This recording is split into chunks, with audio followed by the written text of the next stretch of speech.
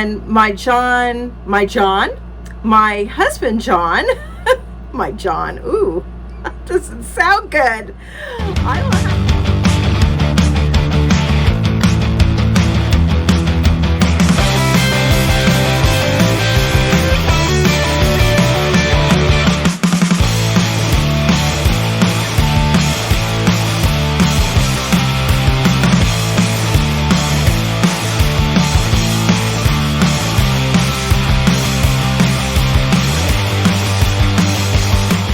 Hi guys, how are you doing? If you don't know who I am, I'm Cindy Krause with the Krause House Thrift and Thrift.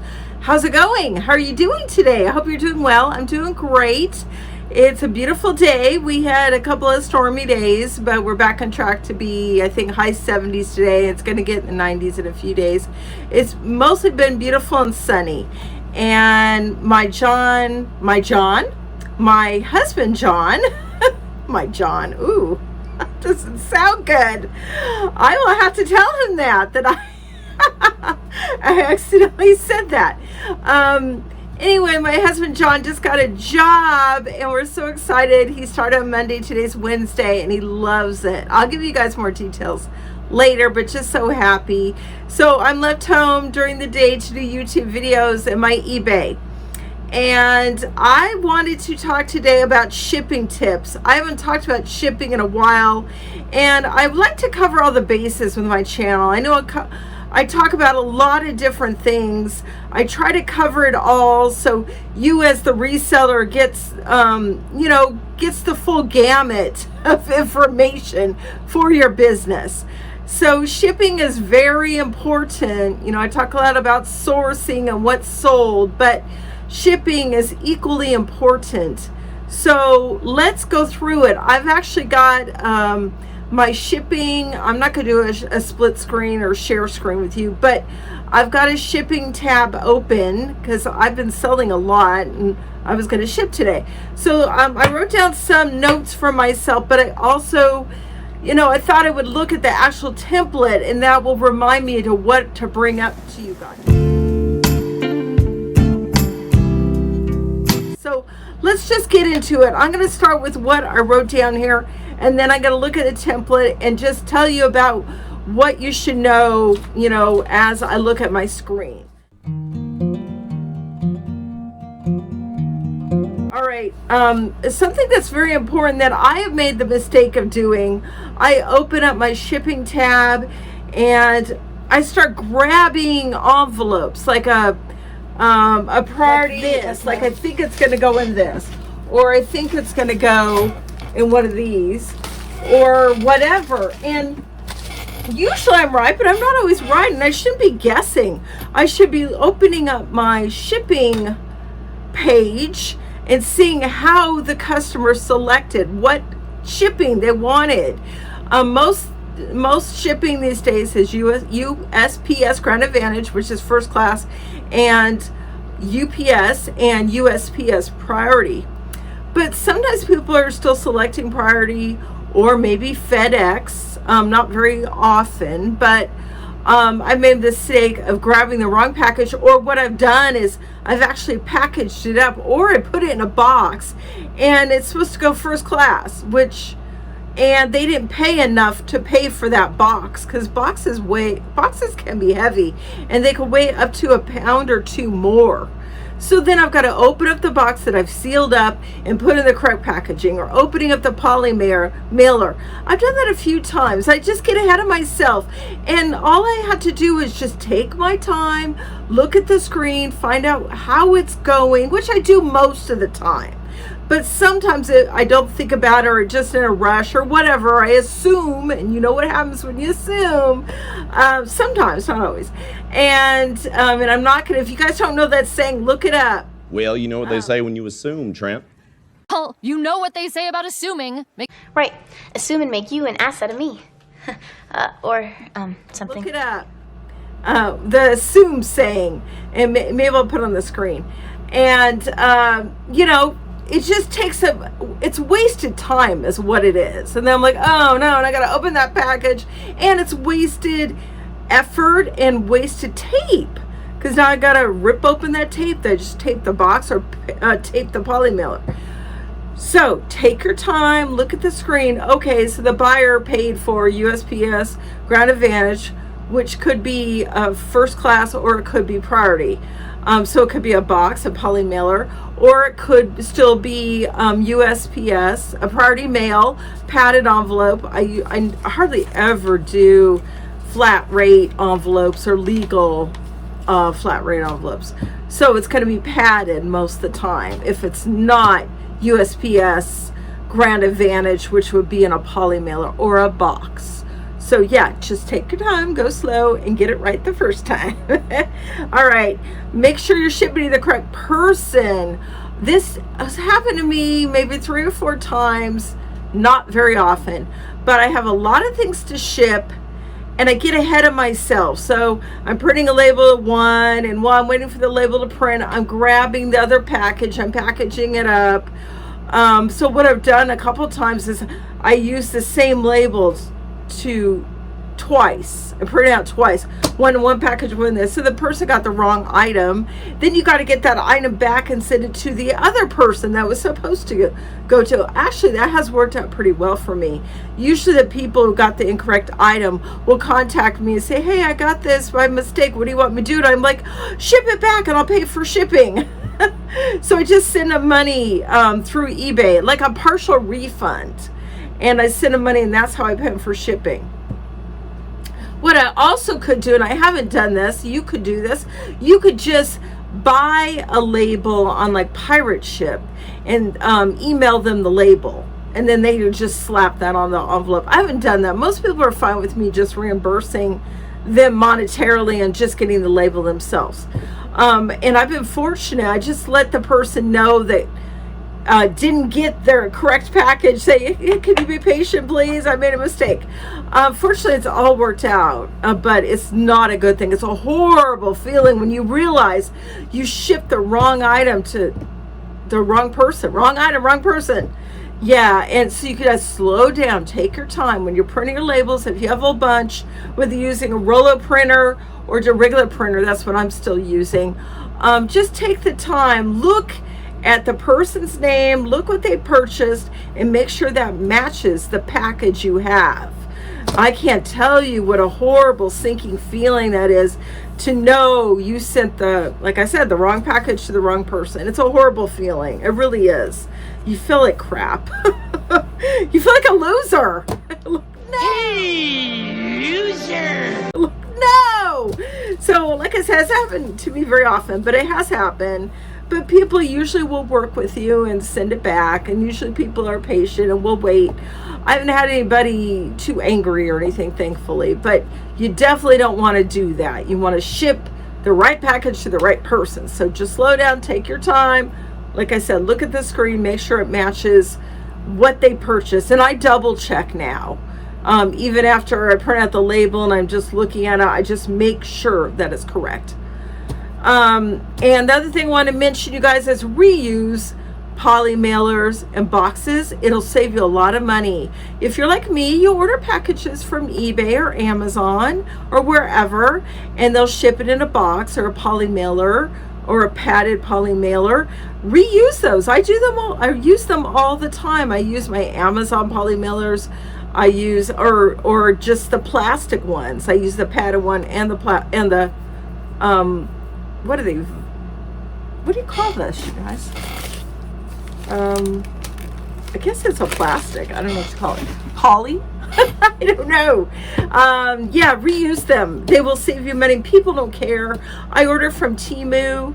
I reuse. They ship your items in this bright orange poly mailer, and I'm always reusing that. I just tape over what says Temu. Nobody cares. They just want their package. And so save money where you can. You know, reuse those packages. If you haven't been, you should do it, because nobody cares how they get their item unless it's like a dirty box or something. But they just want the item. They don't care what you use to ship it in. I mean, again, don't go using like bread bags or cereal boxes. Don't do that. Just reuse items that are actually meant for mailing. So, All right, so let's look at the screen here and see what else. Like I said, I'm always looking at what they paid for the item and the shipping they paid. And then when I go to ship it, I'm always matching it up. Hopefully I haven't undercharged them. Now that has happened before, and where I've undercharged the person for shipping. It's like, oh no, or I realize that I undercharged them. So then I'm trying to find another way to get it to them, because you should be comparing shipping carriers. If let's say they didn't pay enough, let's say it was $10, it was $15 shipping, they paid you 10. I'm just going to use round numbers. And I'm like, oh no. So let's see what UPS is, or let's see what FedEx is. I always try and get it there cheaper, and I compare them all. Sometimes USPS is cheaper, sometimes FedEx is cheaper, sometimes UPS is cheaper. But now UPS and USPS have combined for to Ground Advantage. So those two are one now. But I'm always looking for the cheapest way. And sometimes I'm just screwed. I charged the wrong shipping, so I'm just going to have to take my lumps. And it all works out, because let's say the next package I'm shipping, I overcharged them. I didn't mean to, but it just worked out that way. So that overage will cover that underage. It all works out in the end. It all balances itself out usually. But for what I do is on any item 1 pound or less, I do flat rate shipping. That's my general rule, which is usually like t-shirts, tops, shorts, pants, if they're under a pound. I got a little light source there. That kind of thing. I do flat rate shipping. So I have an idea. I do like $5.35. That's my general number. And then I do $1 for handling, which covers, you guys should do handling, a handling charge. You could do $1, $2. It covers all my supplies. That's why I do a handling charge. And then I'll do, I'll just offer them one shipping. I used to offer them first class and priority mail. Now it's just USPS Ground Advantage. Offer one service. And I usually do like $5.35, depending if the item weighs over 13 ounces, that's going to be more expensive. So I'm going to be charging them anywhere from $6 to $7 at that point, depending on the item and how much it weighs. Because if you've got it under 12 ounces or under 13 ounces, it's more going to be around between $4.50 and $5.50 for shipping. So $5.35 is fine, but if it's closer to the 14, 15 ounce mark, 1 pound mark, then I'll charge a little more. So that will come with experience and practice. You guys will figure out what you should charge if you want to do flat rate. Now, for all other items that are over a pound, I do calculated shipping. And then eBay calculates that out when the person buys your item. And I still do a handling charge on top of that. So at least I'm getting some money back towards my shipping supplies. So that's how I do it. Works very well. I think people really like my flat rate shipping because a lot of times it's cheaper. $5.35 I think is reasonable. I see people charging $6, $7, $8 on a t-shirt. That doesn't make any sense. I think they're just trying to, get some extra money out of that item. I don't think that's fair at all. People still try and gouge for shipping, unfortunately. I don't. I just charge what I think is fair, get a little extra for my supplies, and then I pass the savings on to the buyer. All right, so yeah, if I'm going down, I used to be able to put a little note on my screen that's like, I appreciate you, thank you as being a customer, blah blah blah, Crosshouse, Thrift, and Thrift. But eBay took away that option now, so you can't even put a note on here. But that actually saves me time now. I don't even have to deal with that. Like I said, make sure everything's correct. I make sure the weight is corrected and the dimensions. You don't have to put dimensions, but if it weighs over a pound and there's like a box, they want you to put dimensions if it weighs over a pound, and you'll have to do that in your listing anyway. But make sure it's all correct. The weight is correct. Make sure you have a postage scale and the dimensions are correct. And the way it's going, way of the dodo, no. When he's gone the way of the dodo. The way it's going, USPS Ground Advantage, FedEx, however it's going, however it's being shipped to your buyer. And then just make sure I look at the right, make sure everything's correct, the name and address. Every once in a while, eBay won't like the address the person put in. It doesn't happen very often. It'll say incorrect or something. So all you have to do usually means the buyer put too many characters, like they have a long address.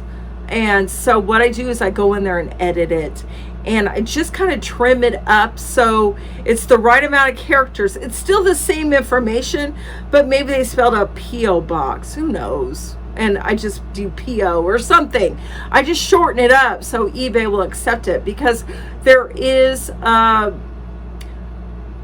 limit to how many characters you could use for address. And then I just look at the shipping they paid. Hopefully that's about what it costs. That's what I'm hoping for. If they underpay, that's my fault. That means I estimated it wrong. And that's when you're listing the item, you're weighing your packages. That's why it should be correct. What I think I get messed up on is when I do a flat rate and I said it was going to be first class and it's actually priority. Like I forgot that that's going in a box or something. And I'm like, no, I lost $5 on that. So you got to take that off of what you charge. Like if they pay $20, it's really a $15 sale. Live and learn. It happens. Even for me doing it 21 years, it still happens. But most of the time it evens out. It's about what I've charged them is what it costs. And get a little extra for handling if you can. Okay, at the very bottom, it'll say printable label or QR code. Now, I have used the QR code. In the instance when John and I first moved to Middleton last July, we stayed in a motel for 6 weeks. And I didn't have my printer. I think it was still packed up in the truck. And so if you guys don't know this, I should tell you, you don't have to have a printer to print labels on eBay. So use this QR code. You get on your phone, you select QR code, and you say print label. They email you the QR code. I print it out or I email it to myself. And usually it's my husband, but I've done this before. You just go, you do it for all your packages. You get an email with each QR code. You go up to the front desk at the post office, at the desk, the counter, and they scan all those for you, and they print out the labels for you and put them on your packages. It's really handy for if you don't have a printer, you don't own one, or it's in storage like mine was at the time. Works great. In fact, I had to use that the other day because we had a power outage. Not a power outage. We used Spectrum for our internet and they were out.